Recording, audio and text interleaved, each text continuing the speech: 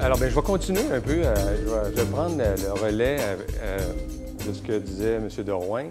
En fait, ce qu'ils ont vécu à Val-David, malheureusement, c'est quelque chose qui a été universel. Tous les gens ont baissé les bras devant cette espèce de déferlement de centres commerciaux. C'est contradictoire parce qu'on parle de développement durable et ce qu'on a fait, ces espèces de power centers, ces choses-là, c'est tout sauf le développement durable. Donc, c'est des immenses mares d'asphalte. On est obligé de prendre sa voiture pour se déplacer. C'est loin des centres. Il n'y a plus rien qui faire à pied. Il n'y a aucun transport en commun. Mais ce qui est extrêmement, je dirais, décevant là-dedans, mais même, je dirais, déplorable, c'est que ce cas qu'on a vu en parlant à Sainte-Thérèse d'un côté de l'autoroute et tout ça, imaginez-vous qu'au Canada, les power centers comme à Sainte-Thérèse, plus de 300. Aux États-Unis, 3000. Ce qui est désolant dans tout ça, on parle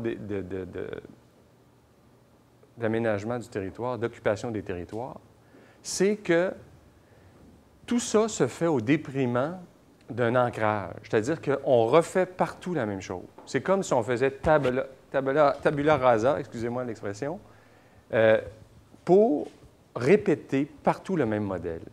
Mais ce qui est incroyable, pour juste faire une image, c'est comme si on avait pris en Amérique l'équivalent de la Belgique, sur laquelle on avait mis de l'asphalte, puis des commerces qui répètent à perte de vue.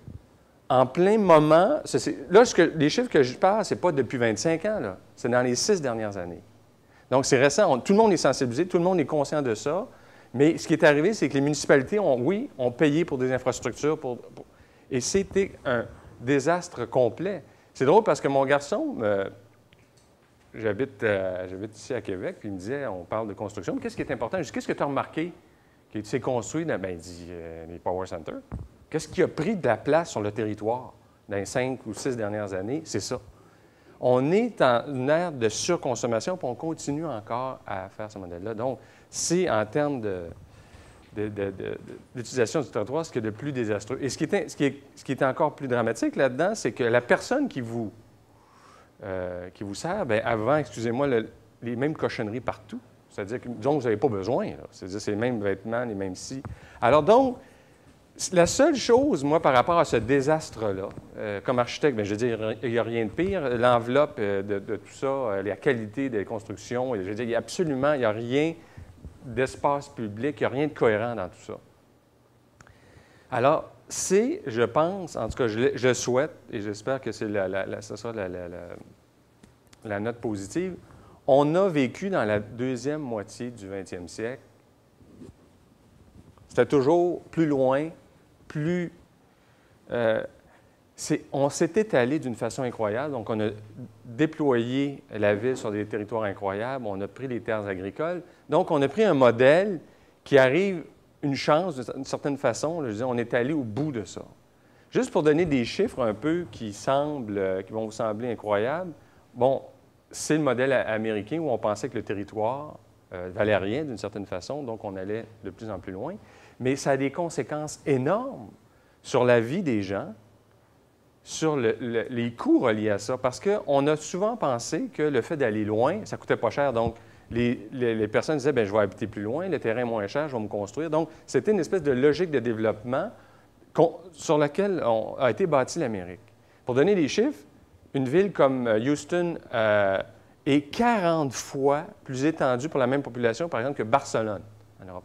Vous imaginez 40 fois le nombre de terres agricoles. Mais ce n'est pas tout, c'est les infrastructures qu'il faut entretenir.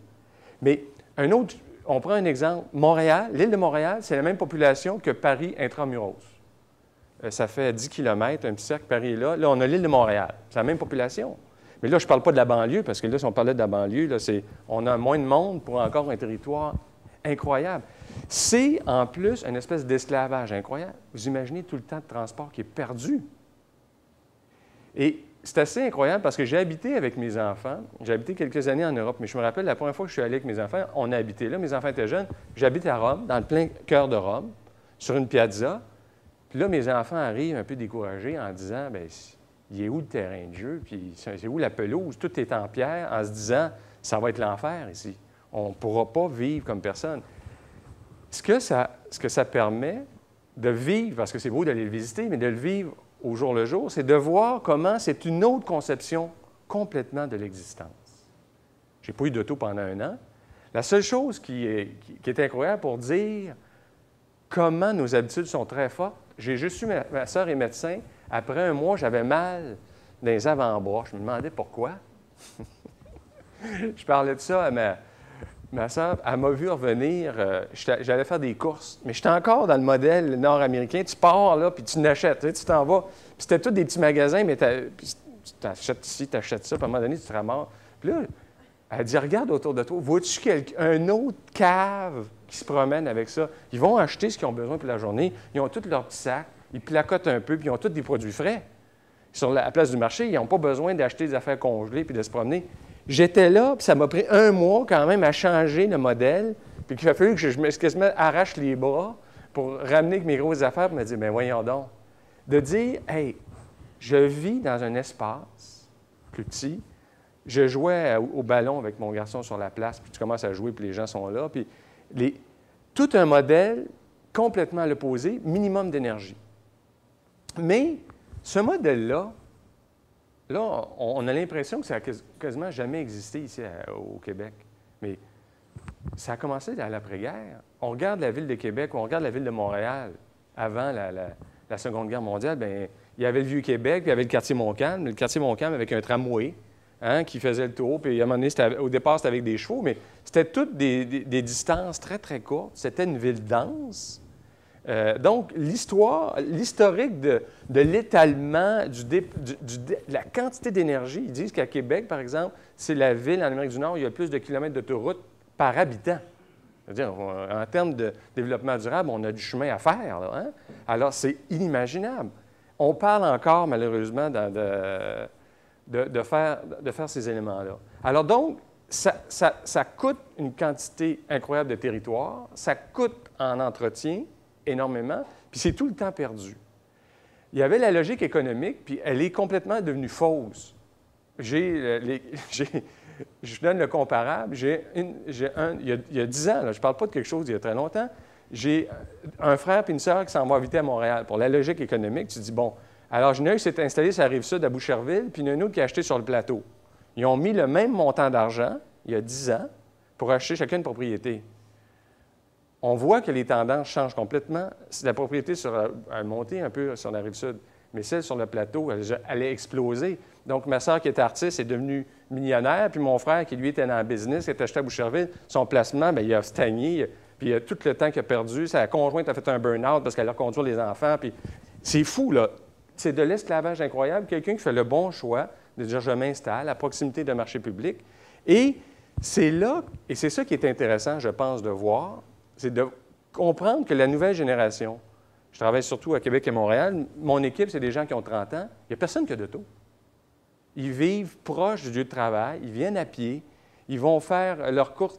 C'est toute une autre, nouvelle façon. Donc, c'est ça qui m'encourage. Eux autres, ils n'en veulent pas. Ce qu'on a décidé pour faire ça, on a une voiture pour mon bureau. Bien, elle sert la semaine pour des déplacements, mais la fin de semaine, quelqu'un la veut, bien, elle la prend aussi. C'est-à-dire, on a fait une mini-communauto ensemble. Alors, au lieu de que chacun ait son élément, on remet en commun. Donc, c'est une nouvelle aussi façon de voir la communauté.